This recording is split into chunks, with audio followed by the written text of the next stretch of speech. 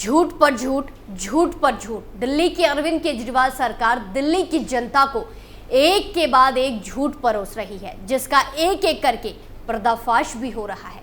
अब दिल्ली की जनता के साथ एक बार फिर से दिल्ली के सीएम अरविंद केजरीवाल ने बड़ा धोखा किया है, जिसके बाद सीएम केजरीवाल के खिलाफ कांग्रेस के साथ ही बीजेपी ने भी हल्ला बोल दिया है।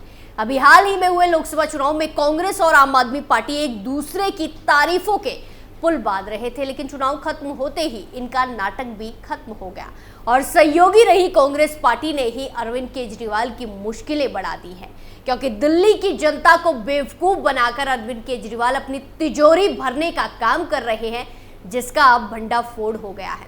तो चलिए सब कुछ आपको पॉइंट टू पॉइंट बताते हैं कि आखिर किस तरह से दिल्ली की जनता के साथ अरविंद केजरीवाल ने खेल खेला है। नमस्कार, कैपिटल टीवी में आपका स्वागत है और मैं हूं आपके साथ प्रिया बिस्ट। सीएम अरविंद केजरीवाल के खिलाफ हल्ला बोल। दिल्ली की जनता के साथ केजरीवाल ने किया धोखा। बिजली बिल को लेकर दिल्ली में छिड़ी महाभारत। केजरीवाल के नए कांड से दिल्ली में मचा कोहराम। दिल्ली में 200 यूनिट फ्री बिजली देकर सत्ता में काबिज आम आदमी पार्टी ने अब दिल्ली की जनता के साथ एक नया झूठ बोला है और चक्र रचा, जिसका अब पूरी तरह से पर्दाफाश हो गया है। दरअसल दिल्ली में बिजली दरों में बढ़ोतरी के खिलाफ कांग्रेस और बीजेपी दोनों ने मोर्चा खोल दिया है।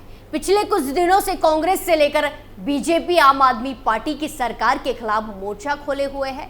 दरअसल बीजेपी ने बिजली की बढ़ी हुई दरों को लेकर दिल्ली में जमकर विरोध प्रदर्शन किया। उसके बाद कांग्रेस भी इससे पीछे नहीं हटी और फिर कांग्रेस की बारी थी। दिल्ली कांग्रेस के प्रदेश अध्यक्ष देवेंद्र यादव के नेतृत्व में कांग्रेसियों ने पूरे दिल्ली में 55 से भी ज्यादा मुख्य चौराहों और चर्चित भीड़ भाड़ वाली जगहों पर प्रदर्शन किया। कांग्रेस ने आरोप लगाया कि केजरीवाल सरकार बिजली कंपनियों को निजी फायदा पहुंचाने के लिए बिलों पर पीपीएसी शुल्क में लगभग 9% की बढ़ोतरी कर दी है। दिल्ली कांग्रेस अध्यक्ष देवेंद्र यादव ने कहा कि अरविंद केजरीवाल का बिजली हाफ पानी माफ का वादा झूठा साबित हुआ। जहां बिजली के 2 गुना दाम देने पड़ रहे हैं, वहीं बिल देने के बावजूद पानी गंदा मिल रहा है। पिछले 10 सालों में मुफ्त बिजली देने के नाम पर आम लोगों को गुमराह किया जा रहा है, क्योंकि 200 यूनिट की सब्सिडी केवल 10% तक को ही मिल रही है। 2015 से 2020-21 तक 6 साल में उपभोक्ताओं को 200 यूनिट के अंतर्गत 11,743 करोड़ सब्सिडी की छूट दी गई और बिलों पर PPAC, pension, fix charge, surcharge, बिजली रेगुलेटरी चार्ज के रूप में सरकार ने 37,227 करोड़ की लूट की है, जो उपभोक्ताओं के साथ नाइंसाफी है। बिजली बिल को लेकर दिल्ली में महाभारत। दिल्ली में बिजली बिल को लेकर जमकर घमासान मचा हुआ है, जिसके बाद दिल्ली में बिजली को लेकर महाभारत छिड़ गई है। इसी को लेकर देवेंद्र यादव ने अपने बयान में ये भी कहा कि खपत के कहीं ज्यादा बिजली के बिल लोगों को मिल रहे हैं और कांग्रेस के समय औसतन प्रति यूनिट लगभग 5 रुपए प्रति यूनिट था, जो हाफ बिल के मुताबिक अब 2.50 होना चाहिए था, जिसको केजरीवाल सरकार उपभोक्ताओं से औसतन प्रति यूनिट 10 रुपए वसूल रही है, जो मध्यम वर्ग, छोटे दुकानदारों, लघु उद्योग, औद्योगिक इकाइयों और व्यावसायिक संस्थानों पर भारी आर्थिक बोझ पड़ेगा। कांग्रेस का कहना है कि इससे राजधानी में रिहायशी और व्यावसायिक क्षेत्र में बिजली सबसे महंगी हो गई है। यादव ने कहा कि दिल्ली वालों से बिजली बिलों को हाफ करने का वादा किया था, परंतु जो बिल हाफ होने थे वो दोगुने हो गए हैं। सरकार पिछले 10 सालों से बिजली उपभोक्ताओं पर अतिरिक्त बोझ डाल रही है और जुलाई 2022 में 6%, जून 2023 में 10% और अब 2024 में बिजली बिल पर पीपीएसी सरचार्ज में 9% की वृद्धि करके दिल्ली की जनता की कमर तोड़ती है। जहां 2015 में बिजली बिल पर पीपीएसी शुल्क 1.7% था, वो 8.7% के बाद 46% पीपीएसी हो गया है। बीजेपी ने भी केजरीवाल सरकार पर बिजली पर लगने वाले टैक्स में इजाफा कर दिल्ली वालों को अतिरिक्त भार देने का आरोप लगाया है। बीजेपी भी बढ़ी हुई बिजली की दरों को लेकर सड़कों पर उतर आई है। रोहिणी से बीजेपी के विधायक विजेंद्र गुप्ता का कहना है कि केजरीवाल सरकार एक तरफ बिजली के दाम बढ़ा रही है और दूसरी तरफ उनके नेता दिल्ली वालों को गुमराह कर रहे हैं। मुख्यमंत्री अरविंद केजरीवाल इसके लिए जिम्मेदार हैं क्योंकि उन्होंने डीआरसी को एक तरह से बंधक बना लिया है। डीआरसी पूरी तरह से अरविंद केजरीवाल के इशारों पर चल रही है। इससे पहले भी अभी हाल ही में बिजली दरों में वृद्धि और लोगों के सामने आ रही पानी की समस्या को लेकर मुख्यमंत्री अरविंद केजरीवाल के खिलाफ विरोध प्रदर्शन करने के लिए भारतीय जनता पार्टी यानी कि बीजेपी के कार्यकर्ता दिल्ली की सड़कों पर उतर आए थे। पश्चिम दिल्ली से भाजपा के लोकसभा सदस्य कमलजीत शेरावत के नेतृत्व में 220 केवी ग्रिड सब स्टेशन के सामने विरोध प्रदर्शन किया गया। कार्यकर्ताओं को चांदनी चौक इलाके में भी दिल्ली सरकार के खिलाफ विरोध प्रदर्शन किया। आपको बता दें कि इस साल फरवरी में दिल्ली सरकार ने डिस्कॉम की तरफ से बिजली खरीद समायोजन शुल्क में संशोधन किया, जिसके परिणाम स्वरूप घरेलू उपभोक्ताओं के बिजली बिलों में 6 से 8% की वृद्धि हुई।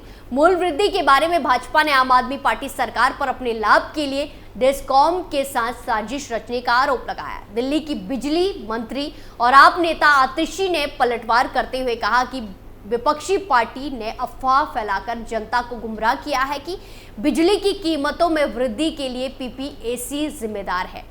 वहीं भाजपा के दिल्ली इकाई के अध्यक्ष वीरेंद्र सचदेवा ने एक प्रेस वार्ता के दौरान दिल्ली सरकार और बिजली वितरण कंपनियों पर आरोप लगाया कि वो गर्मियों और सर्दियों की चरम मांग के लिए बिजली की पूर्व खरीद करने में विफल रहीं, जिसके कारण निवासियों को इन अतिरिक्त लागत का बोझ उठाने के लिए मजबूर होना पड़ा। पीपीएसी 2015 तक बिजली वितरण कंपनियों के लिए स्वीकृत व्यवसाय विनियामक योजना का हिस्सा नहीं था। ये अरविंद केजरीवाल सरकार और बिजली वितरण कंपनियों के बीच भ्रष्ट आचरण का परिणाम है। एक तरफ दिल्ली में फ्री बिजली के नाम पर लोगों के साथ धोखा किया गया, तो वहीं दूसरी तरफ दिल्ली में सियासी उठापटक भी कम नहीं हो रही है, क्योंकि केजरीवाल को बाहर निकालने की पूरी कोशिश की जा रही है, पर क्या वो कामयाब होगी, ये देखना काफी अहम है। अभी हाल ही में दिल्ली हाईकोर्ट के वकील अभिषेक मनु सिंघवी ने अरविंद केजरीवाल को जेल से निकालने के लिए जोरदार बहस की। सिंघवी ने हाई कोर्ट में कहा कि मेरे क्लाइंट केजरीवाल को 3 बार जमानत मिल चुकी है, 2 बार सुप्रीम कोर्ट से और 1 बार ट्रायल कोर्ट से। अगर हाई कोर्ट से भी अंतरिम जमानत मिल जाएगी तो इससे धरती नहीं हिल जाएगी। मुझे जमानत मांगने में क्या बुराई है। सिंघवी ने दिल्ली हाई कोर्ट में कहा कि गिरफ्तारी से पहले गिरफ्तारी के सभी मुद्दों पर ट्रायल कोर्ट ने फैसला किया है, ये जमानत के आधार है। अगर ट्रायल कोर्ट ने पहले ही इन सभी मुद्दों पर फैसला लिया है तो मुझे जमानत के लिए ट्रायल कोर्ट क्यों जाना चाहिए।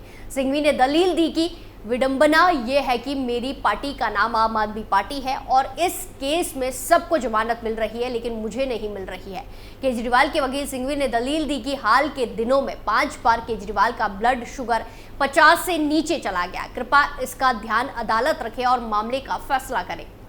सिंघवी की दलील पर सीबीआई का रिप्लाई। सीबीआई ने उन्हें धारा 160 के तहत बुलाया था, लेकिन ये धारा गवाहों के लिए नहीं है। इसका इस्तेमाल केस के तथ्यों से परिचित किसी भी व्यक्ति के लिए किया जा सकता है, ये कोई भी हो सकता है। इनका कहना है कि उनसे पूछताछ 9 घंटे तक चली। हमारे पास ऑडियो वीडियो रिकॉर्डिंग है, सब कुछ टाइप किया गया, उन्होंने उसे चेक किया और उसमें सुधार भी किए और उन सुधारों को समायोजित किया गया। इस दौरान सीबीआई कार्यालय के बाहर भारी भीड़ थी। कौन तय करेगा कि किसी मामले की जांच कैसे की जाए, क्या ये तय करेंगे? सीबीआई की वकील ने कहा कि जहां तक आरोपियों की बात है तो उन्हें सभी विशेषाधिकार और अधिकार प्राप्त हैं। जांच एजेंसी के पास विशेषाधिकार बहुत कम है। मेरा विशेषाधिकार ये है कि जो गवाह और सबूत जरूरी है उन्हें इकट्ठा कर लेता हूँ। मैं जिस चीज़ पर भरोसा करता हूँ उसे विश्वसनीय दस्तावेज के रूप में रखता हूँ और जिस पर भरोसा नहीं करता उसकी सूची अदालत को दे देता हूँ, जिसका निरीक्षण आरोपी कर सकता है। सीबीआई ने आगे कहा कि मुझे ये तय करने का अधिकार है कि किस आरोपी को कब गिरफ्तार किया जाए। वो सीएम है। उनकी भूमिका शुरू में स्पष्ट नहीं थी क्योंकि ये आबकारी मंत्री के अधीन हुआ था।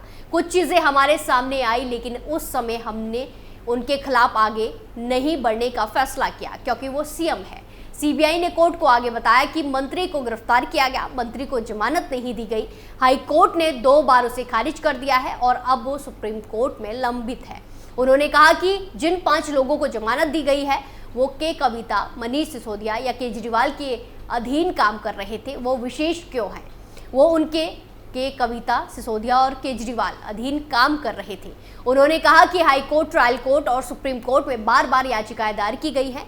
आज तक ऐसा कोई आदेश नहीं हुआ है कि जो कहता हो कि हम प्रक्रिया या अपनी शक्ति का अतिक्रमण कर रहे हैं या उसका उल्लंघन कर रहे हैं। सीबीआई ने कहा कि केजरीवाल एक पब्लिक सर्वेंट है। पीसी एक्ट की धारा 17 के तहत जांच के लिए अनुमति की आवश्यकता होती है। ये कहना है कि जनवरी में मेरे पास मंगूटा रेड्डी का बयान था, लेकिन अप्रैल में मंजूरी मिली। सीबीआई एक सिस्टम के तहत काम करता है, यानी कुल मिलाकर एक तरफ तो सीएम केजरीवाल के एक के बाद एक राज्यों से पर्दा हट रहा है, तो वहीं दूसरी तरफ जेल से निकलने की हर कोशिश अरविंद केजरीवाल की तरफ से की जा रही है। अब देखना होगा कि वो इसमें कितना कामयाब होते हैं। टर्निंग पॉइंट में फिलहाल के लिए इतना ही। बाकी तमाम खबरों के लिए देखते रहिए कैपिटल टीवी। नमस्कार।